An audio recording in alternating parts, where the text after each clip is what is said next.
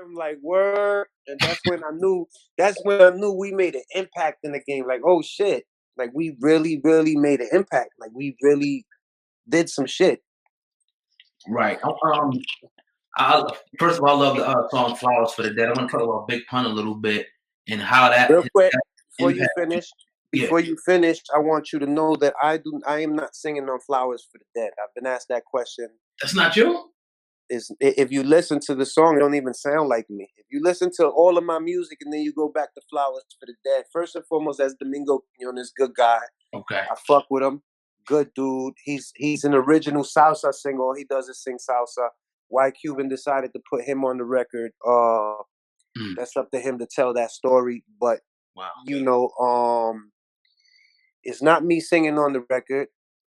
Shout out to Domingo, good guy, but he has a whole lisp. He sings indifferent than I do, and that's about it. You know what I mean? Are you and Cuban good? Is everything cool with y'all? I know y'all were real close at one point. I don't have no ill will towards that man. I don't have no negative thoughts about the man. I just simply stay away. I simply don't associate, and I wish not to. And chances are that we will never ever be cool again. You know what I mean?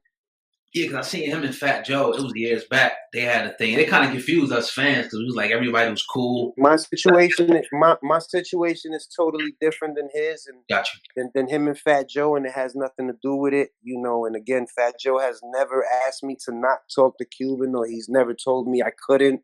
He's never had a negative conversation with me about that man in no shape, form, or fashion, and I mean that from the bottom of my heart. You know, it's just at some point you get sick and tired of being sick and tired, and you get sick and tired of the same old song and dance, and you get tired of being disrespected. And so because there is history there, and I wouldn't want in no shape, form, or fashion for a mishap to happen and for us to continue to ruin our legacy. You know what I'm saying? The Terror Squad legacy, so to speak. Right. So I just simply stay away, and I simply ignore, and you know, I take the cheap shots for what it's worth and let them bounce off of me and continue on my positive vibe and doing what I'm doing for me, my family, and for the folks that I help on a daily. Is it safe to say when Big Pun died, that was like the beginning of the end for Terror Squad? I don't think so. I don't think it was the beginning of the end. I just think that you know, there was so much going on with everyone just wanting to be Pun's number one, and it was just so much going on. That's for a different conversation. But again, like I said, you know, no ill will towards that man, positive vibes towards him. I'm hoping that somewhere in the near future something great happens for the man. You know what I mean? But other than that, as far as us making music together and us being friends and us sitting down to have a conversation, I can honestly tell you that that will never happen. You know what I'm saying? Not because of anyone else, not because, you know, but we have our personal issues, and you know, he just continues to do and say things that's really disgusting and out the ordinary for an individual, and you know, I'm not with it. I'm not with it. I could dig it. I want to backtrack a little bit because you talked about during your time, y'all had the crown for a little bit. We know how competitive rap was back in the day, but you look at it now and it seems like rappers is getting on the phones, running their mouth like females. Talk about how serious competition was and how that streamed over into the music. I don't want to say real beef, but there was definitely battles going on within camps. You talking about Rockefeller, Rough Riders. Nah, listen, it was real beef. We can say what it is. We can keep it what it is because we're grown men, and you know, we've shown a lot of growth. It was part of hip hop, and it was what it was. We're not going to get in depth and give detail, but the beef was real. Like we was really out there putting in work, and we had to do what we had to do to be taken serious. You know what I mean? So if you heard a rumor and you heard a story about some shit, it's true. You know what I mean? It's true.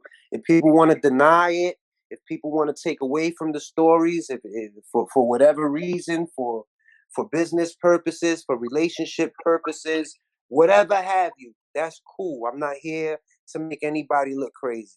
But if you heard the rumors, if you heard some shit, they're true 100%. You know what I'm saying? We heard some wild ass stories growing up, boy. Yeah. I want to ask about one of Big Pun's lines when he said to the 50 Cent rapper, you know, I think he said something like, if you get To the that, 50 Cent rapper, yeah, very funny, get your nut off, because in real life, we both know I'll blow your motherfucking right, head off. right, Featuring Tony Sunshine. We don't make songs about you in yeah, your life. If we gonna make a song about you, it's gonna be on how we beat your ass, featuring Tony Sunshine. right, Well, that's just to show you how, that was just to let it be known how official we was, and yeah, how we wasn't willing to take no type of disrespect from no one of no caliber, of no race, of no age, of no kind. You know what I mean? And it is what it is. You know what I mean? They chose I guess they chose to come at Pun and come at some of the fellas in the gang, because who else? Who else in the game? Really? yeah, You know what I'm saying? Like, who, with no disrespect, in no shape, form, or fashion. You know what I'm saying? And I say this because there's a lot of good niggas in the game, and there's a lot of real motherfuckers in the game. But at that time, who was realer than us? Who was putting in more work than us? Because we had to prove ourselves. So there was nobody putting in more work than us. There was nobody, uh, uh, uh, making sure that we wasn't being disrespected more than us. You know what I mean? Word. But see, and then you open up doors and open up arms to a woman like Remy, black woman, but from the Bronx. So talk about how that came about and how Remy came into the squad.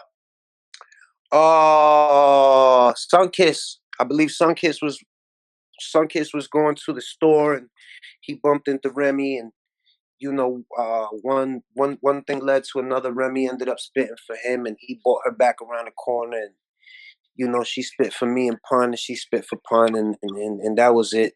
Pun was a type of individual, like I told you, what he did to me. What he did to me was, we're gonna be friends forever, and that's it, whether you like it or not. That's what he did to Remy. Oh shit, you are my artist. You with me from here on in. That is it. You don't believe me? He would pull up at the crib, honk the horn, make her come downstairs, and he, she had a little boyfriend at the time, and I had a little girlfriend at the time, and shit like that. And Pun was like, "Y'all staying over? What you mean we staying over? Yeah, we putting the sheets across the wall this way. We getting the air mattresses, and you sleeping there, and you sleeping there, you sleeping here, cause we all best friends. Y'all not going nowhere." Mm. On some weird shit. But I that's know. the way he was. If he loved you, he loved you. And that was it, man. You know what I mean? Pun fell in love with Remy immediately. Brought her to Joe, and Joe heard her, and that was it. She was Terror Squad. There was nothing to talk about. You know what I mean? It was nothing to talk about. Where do you think your name falls when it comes to top R&B artists from the 90s, man? Our 90s R&B was probably the greatest era. And your hooks are on some of the greatest I hip. say, I came in the game late 90s, like 99. You know what I mean? So when we say 90s, I prefer for people to say early 2000s, because I really came in like right in the beginning of 2Gs was where I really started getting in recognition, and my name started being heard, and I really started jumping on records and putting music out. I can't even tell you. I wouldn't even dare categorize myself, because I never put out a debut album. You know what I mean? And there's just so many great R&B singers with catalogs of music, that for me to take away from them and try to put myself on a list, it wouldn't make no sense. Now, as far as vocals go, as far as being a vocalist, and as far as having skill, I will fuck your favorite R&B singer up on stage. Uh-oh. You can have the flyest records. I give you that. The wax, the this, the producers, the budget, the videos, the bitches, the